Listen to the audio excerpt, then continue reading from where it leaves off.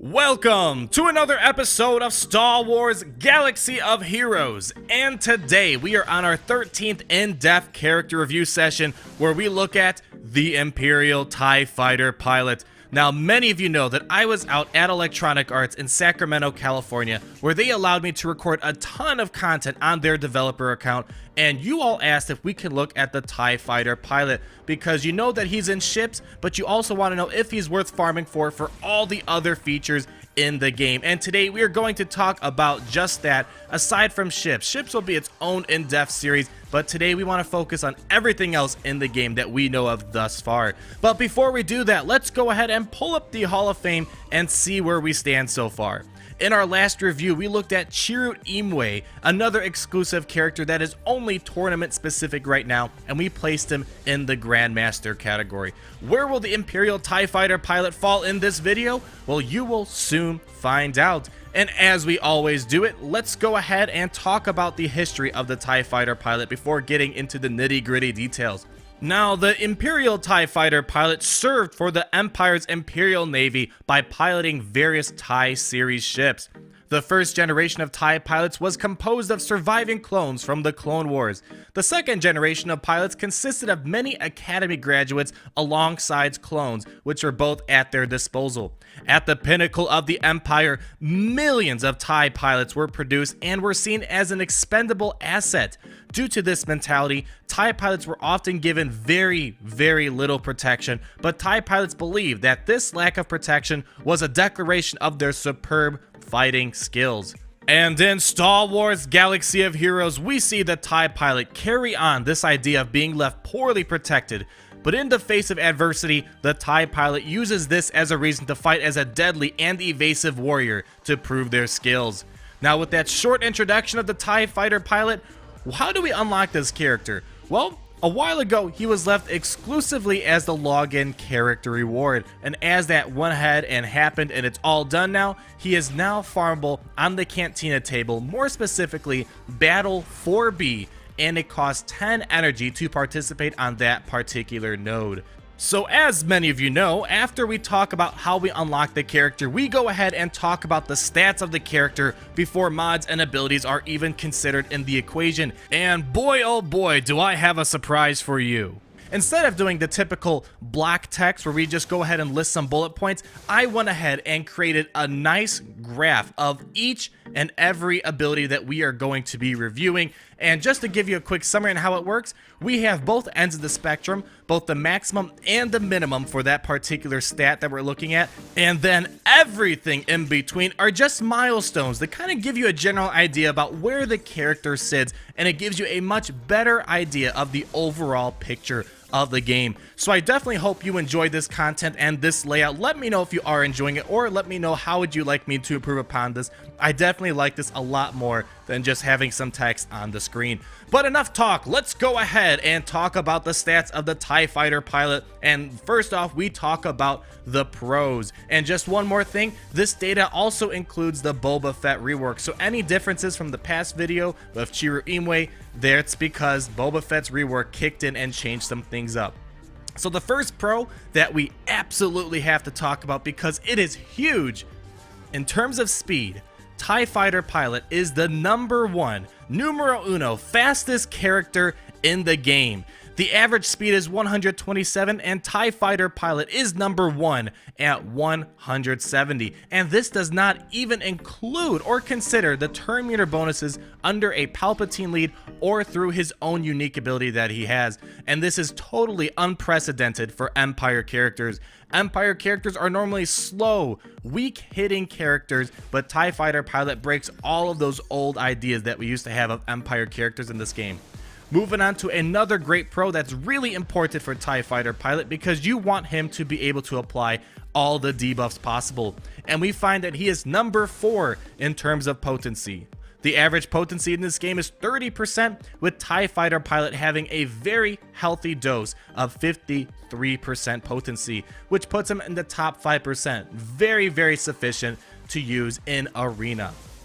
Talking about Armoured Penetration, we know that's a very important thing. A lot of armor-based characters. Can the TIE Fighter pilot penetrate through that armor and do as much damage as possible? And the answer is 100% yes. He used to be the #1 character for Armoured Penetration until Chirrut Imwe took that title away, but he is #2. The average Armoured Penetration is 53, and the TIE Fighter pilot kills this at 128, which puts him in the top 5% in this category. Alright, and let's get cracking on some of the big damage dealing stuff, because that is really important. You can't defeat your enemies if you cannot apply damage for the most part. And we see in basic damage, he is number 25. The average basic damage in this game is 4,253, and the TIE Fighter pilot is at 4,765, which puts him in the top 25%. So that kind of summarizes all the pros. What about the average? What is he okay at? Well, when we look at his AoE, or area of effect, or for some of you new guys who've never heard this word, this is his attack that pretty much hits everyone on the field. We see that he is number 16 out of the 34 characters that have an AoE ability. The average AoE damage is 2,992, and the TIE Fighter pilot, he can do 3,062 damage, and this puts him in the top 50%, so definitely above the average. Now, when getting to maximum damage output, which is a very important ability, we see that he is number 55, so slightly below the average here, with the average being 5,395. TIE Fighter pilot is at 4,765, putting him in the bottom 45%, but still pretty close to that average. So let's see, we talked about the pros, we got down the averages, now we gotta talk about the stuff that makes Chewbacca wanna cry, and that is the cons. And the first major, huge con is that he is number 96 in health. The average health in this game is 19,118, and TIE Fighter pilot is way below this at 13,539, which puts him in the bottom 5% in the game. So just keep in mind, there are only 98 characters in the game so far, and he is 96, very low to have. But again, a lot of things that aren't included in this whole general equation that we got going on. Moving on from that, we talk about protection, another very similar attribute to health and a very important one. He is number 85 in this category. The average protection is 19,536. TIE Fighter pilot has 13,530 protection. Not as bad as health, but still, he is in the bottom 15% in this category, so nothing to brag about whatsoever. Lastly, to kind of keep pushing the lack of defensive abilities that he has, he is number 89 in armor, which means he is going to take a lot of damage, and he cannot mitigate the damage as much as characters like Old Ben. The average armor in this game is 227. TIE Fighter pilot has 173, putting him in the bottom 10%. So there you have it. We talked about the pros, the averages, the stuff Chewbacca wants to cry about. Now we go ahead and talk about the kit, because as we know, numbers don't tell the whole story. So let's get right into it. And we see that his kit revolves around TIE Fighter pilot's ability to inflict various powerful debuffs in order to swoop in later to deal devastating damage, while also trying his best to evade deadly attacks himself. And the first attack we got here, it's called Targeting Computer. This is his basic attack that does 35% more damage for each enemy suffering a debuff. And he also inflicts tenacity down for 2 turns upon a critical hit. So first off, this is very IG-88-like, where his damage multiplier is tied to others suffering from debuffs, so it's kind of cool. He can do a lot of damage. Before considering critical damage, mods, all that jazz, he has the potential to do 8,338 damage, and that is for 1 debuff per enemy, meaning plus 35% more damage per enemy. So a very deadly primary attack if you are using debuffs in your favor. Another thing to know about, Tenacity Down is a very unique debuff in this game, and he is one of the few that has it, which increases his viability and his usefulness in other game modes aside from Arena.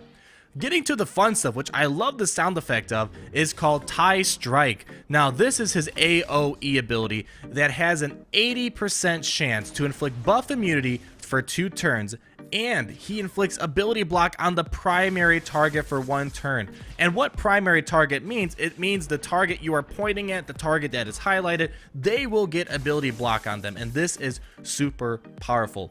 Keep in mind this does have a cooldown of 4, but this does make him into a very fast B2 to get into the action, apply buff immunity and ability block super early on into the game to prevent those one-trick ponies from doing their move that changes the course of the game, and instead it changes it in your favor when the TIE Fighter pilot can get into the action. The last ability that we have to look at is his unique ability called Evasive Maneuvers. At the end of each turn, for each debuffed enemy, TIE Fighter pilot gains 10% turn meter, and he has a 35% chance to gain foresight for 1 turn. So potentially, he can gain 50% turn meter immediately if all 5 enemies are debuffed, and that could be quite often if you are leading him with an Emperor Palpatine lead. And with that Emperor Palpatine leading, he can get many turns out, and he may possibly attack twice in a row. Get that AoE off, and then go ahead and quickly use his basic attack to do some devastating damage. And Foresight slightly addresses the issue of his health and protection by making him an evasive foe to prevent damage from being taken. So there you have it. We talked about the kit. Very interesting kit, and it is very useful in Arena when used in the right situation. Before I talk about my opinion of this character, there is one more significant thing we have to talk about, and that is the gear requirements. How much moolah, how many stun cuffs, how much stress will you have to go through to gear up this character? Kind of an important question. And to start off, we have to declare that all the characters can get to tier 11. That's just a common fact after the level 85 patch from a while ago. When looking at raid gear, the average is 3 pieces, and TIE Fighter pilot needs 3 pieces, so sitting right on top of that average. And the 3 pieces that he needs are the Mark V fusion furnaces, the Mark VI Nubian tech design, and he needs one of the Mark VII Nubian scanners. Looking at gold gear, the new gear that was implemented with that level 85 patch, the average is 200 pieces, and TIE Fighter pilot is above that average at 220. Now let's look at purple gear, the stuff that feels like it takes ages to go ahead and farm. The average is 1,343, and TIE Fighter pilot is fortunately below this average at 1,170. Luckily, he needs a variety of purple gear, so he doesn't need too much of one gear, but definitely the most prominent purple pieces that he needs are the Mark VI hypo syringes, which he needs 200 of those, and you need 150 of the Mark III stun cuffs. So a variety of stuff needed, but those 2 are definitely his most common ones, and they are also pretty common for a lot of other characters in the game, so do keep that in mind as well. And lastly, the gear that you have to get through before you can get to purple gear is the blue, green, and white gear. And fortunately, he is below average in all these categories, so nothing to spend a lot of time talking about. So there we have it. We talked about all the statistical stuff. Now let's get to the more subjective part of the reviews, where I give you my random tips, setup recommendations, how I enjoyed using him, all that great stuff. The stuff that pretty much goes into the game, the feelings, the emotion of playing Star Wars Galaxy of Heroes. And right away, you need to know this right now, Palpatine is by far the best leader for him and Empire characters in general. I say this all the time. Palpatine allows him to have a high success rate of applying debuffs on top of his already high potency, and it gives him a lot of turn meter on top of the turn meter bonus he already gives himself from his own unique. And from my personal experience, he does not seem deadly outside of Palpatine leading the battle. So this is a very important point to consider. The leader ability for TIE Fighter pilot is really crucial. He really relies on fighting by his Emperor's side. And the TIE Fighter pilot works best behind tanks, preferably several, not just one. And here's why. When left in the open with no diversions, he can easily be defeated in one shot, which I find very easy to do with an IG-86 with his buddy IG-88 coming in. TIE Fighter pilot can disappear like he was never there. The best tank, unfortunately or fortunately, depending on which side of the spectrum you're on, is Shore Trooper. And I'm on the unfortunate spectrum of not having Shore Trooper. And another character you might think about is Baze, because both of them can taunt instantly at the very beginning of the battle to prevent teams like droids and rebels from instantly taking out the TIE Fighter pilot.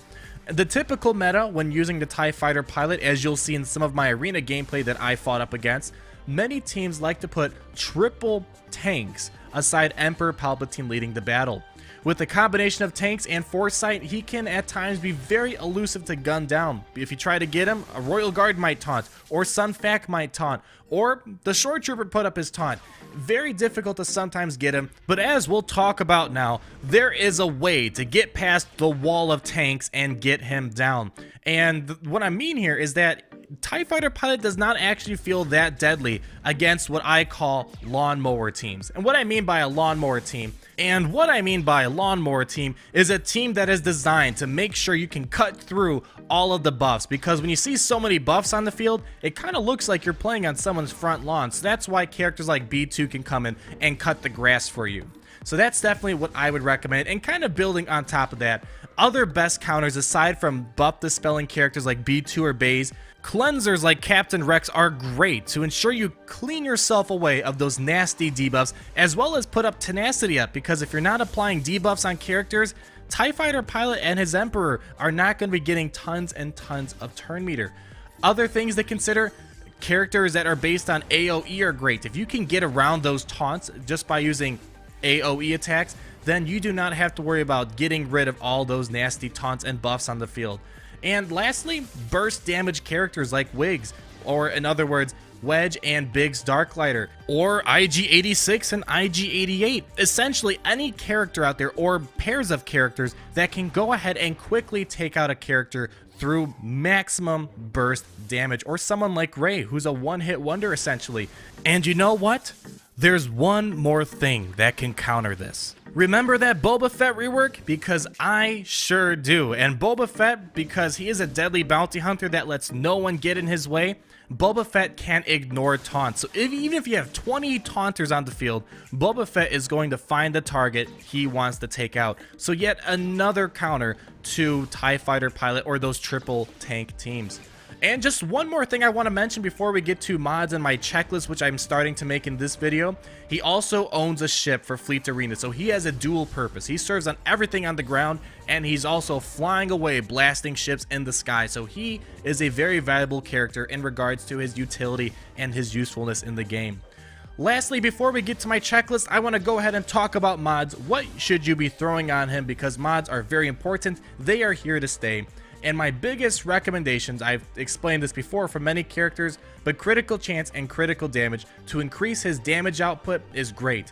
Also, giving him health mods will help bump up that health pool a little bit, but since the health pool is so small, the percentage gain won't be that great compared to characters like Baze or Shore Trooper, where health is definitely a great thing, because 25% times 1 million is greater than 25% times 1. So that's what I'm trying to get at here. Another thing is offense. Offense, if you happen to have it and you don't have the other two, you can go ahead and toss that on, but I would definitely prefer the first two over offense set mods. When talking about secondary and primary mods, you preferably want to get a ton of speed. His speed is at 170 already. Don't you want to get it to 290 something so no one can go before you? If I had those mods, I definitely would. So speed mods, definitely make sure you can get that up. Critical damage mods, definitely want to get mods that up that critical damage. Critical chance to health and protection would definitely be great as well for primary and secondary mod stats. Wrapping up my opinion of this character before we get to the Hall of Fame, I am creating what is called the do or do not checklist, and this is essentially me listing out all of the events, all of the battle modes in this game that you frequently battle on a day-to-day basis, and whether or not this character should satisfy that, or this character is not all that great for this particular category. So we're going to quickly go through this. So for Arena, is he good in Arena? Well, that's a definite do. So let's go ahead and put a nice check mark there. Going to Galactic War, is he useful for the Great Marathon? Definitely a do. Let's go ahead and put a check mark in there. Dark side battles. Empire characters are actually pretty good for dark side battles, and the TIE Fighter Pilot makes them even better. So let's go ahead and say a do right there. Going to Cantina battles, definitely a do. He's a great character for Cantina battles. Always getting the ability block, always getting buff immunity on. Mod challenges, yeah, he's also useful in there for the Empire Potency mod challenges. So Yoda would say definitely do. Ships, we're not going to talk about ships in detail, but yes, he has a ship, so definitely TIE Fighter is a do for this category. For the Rancor Raid, oddly enough, he's actually pretty useful for phase 1. He can apply buff immunity to the 2 guards, and he also can apply tenacity down. Although there are a lot of better characters for the phase 1 of the raid, he is definitely a good alternative if you don't have Dengar and whatnot. So Yoda would say definitely a do. And for the AAT raid, I tried when I was at EA to test him out, and I did not find it. So Yoda and me, we agree this is a do not. So there you have it. I hope this do or do not list is definitely helpful for you guys. It kind of gives you an idea how valuable or how useful a character can be in many different game modes. And before we get to the Hall of Fame, let's go ahead and summarize this up and just talk about TIE Fighter Pilot once more. And the TIE Fighter Pilot is arguably the second best Empire character in the game and exceeds in many categories, as we have seen. With the right lineup, he is extremely elusive to take down, and if he is serving by his Emperor's side, there is a great chance you will be decimated if you cannot control him. However, when tanks fail to cover him for a variety of reasons, he is an easy target to take out. Teams like droids with a fast Jawa engineer or a very active B2 that is having a bad day do not find him as a big threat like I do. I never really find TIE Fighter Pilot as a threat when B2 rolled off the wrong side of the bed. His heavy reliance on the Emperor and tanks limits his options in regards to composing your squads for arena, but with the best mods possible to ensure he is always going first to instantly ability block and apply buff immunity, this can turn the tide in your team's favor very quickly. So there you guys go. Let's go ahead and get this Hall of Fame up here, place him on our board, and see what we are working with here. And from Grandmaster to Youngling, I am putting the TIE Fighter Pilot in the Master category. TIE Fighter Pilot offers a lot of great stuff. He is very useful in many things. However, I do find that he is quite limiting in arena, and with certain lineups, the TIE Fighter Pilot is not all that much of a threat. When I'm running my droid team, I rarely ever have a problem with TIE Fighter Pilot, and I prefer going for teams with him because he, in my opinion, is not that useful when no taunts are up to protect him.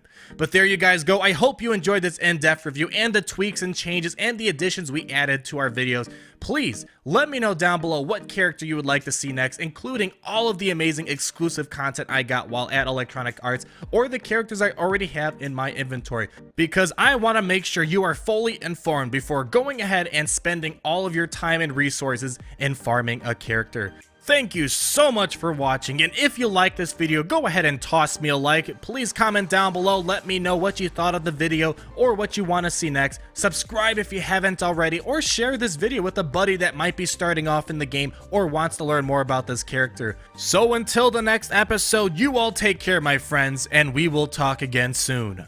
Peace out.